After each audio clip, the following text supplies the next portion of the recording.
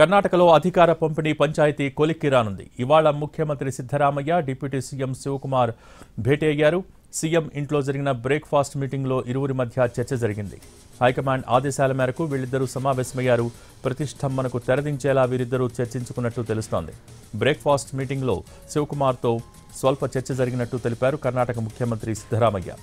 అంతకుమించి ఇంకేమీ చెప్పలేదు.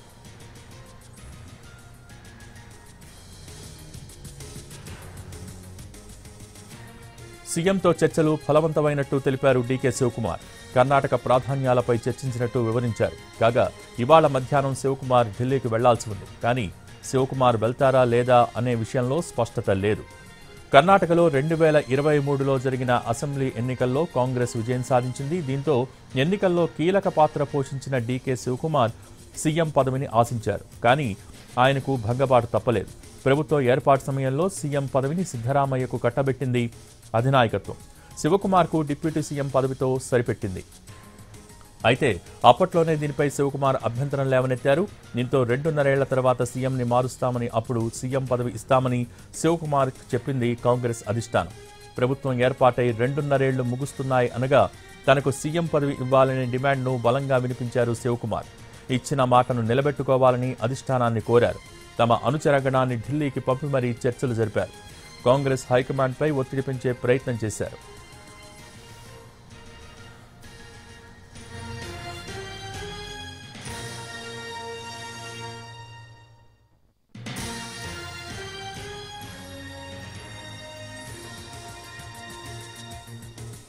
మరోవైపు సీఎం పదవిని వీడేందుకు సిద్ధరామయ్య సిద్ధంగా లేరు.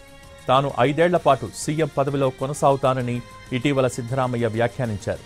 కర్ణాటకలో ముఖ్యమంత్రిని మార్చే ఆలోచన కాంగ్రెస్ పార్టీకి లేదన్నారాయన. ఇంకోవైపు ఢిల్లీకి వెళ్లిన డీకే శివకుమార్ అనుచరగణం ఢిల్లీకి వెళ్లి హైకమాండ్తో చర్చలు జరిపారు. శివకుమార్కు సీఎం పదవి అప్పగించాలని కోరారు. దీంతో ఈ వివాదానికి ఎలా తెరదించాలని తర్జనభర్జన పడుతోంది అధినాయకత్వం.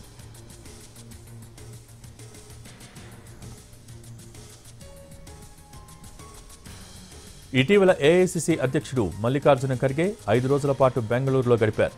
ఆ సమయంలో ఖర్గేను కలవలేదు శివకుమార్. తమ విధుల్లోనే ఖర్గే ఉంటున్నా వెళ్లి కలవలేదు శివకుమార్. కానీ ఖర్గే ఢిల్లీకి పయనమవుతున్నారని తెలుసుకుని ఆయనతో పాటు కారులో ఎయిర్పోర్ట్ వరకు వెళ్లారు శివకుమార్. దీంతో ఆ సమయంలో వాళ్ళిద్దరి మధ్య ఏం చర్చ జరిగి ఉంటుంది అనే ఉత్కంఠకు తెరలేచింది.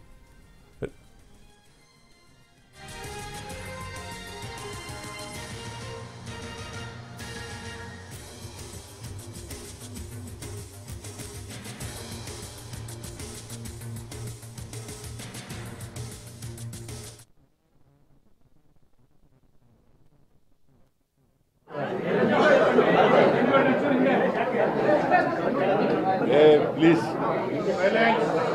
maintain the silence. తెలుస్తా ఇల్వా?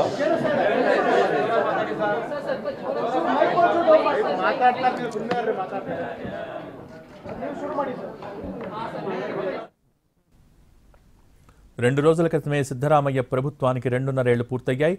సీఎంగా సిద్ధరామయ్యను కొనసాగించాలా లేక డీకే శివకుమార్కు బాధ్యతలను అప్పగిస్తారా అనే ఉత్కంఠ నెలకొంది.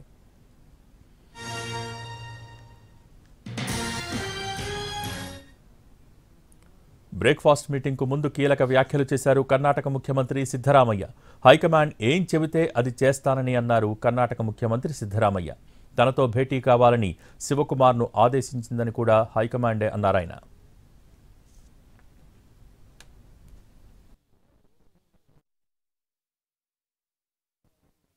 But all things amicable between you both? But my stand is, whatever recommends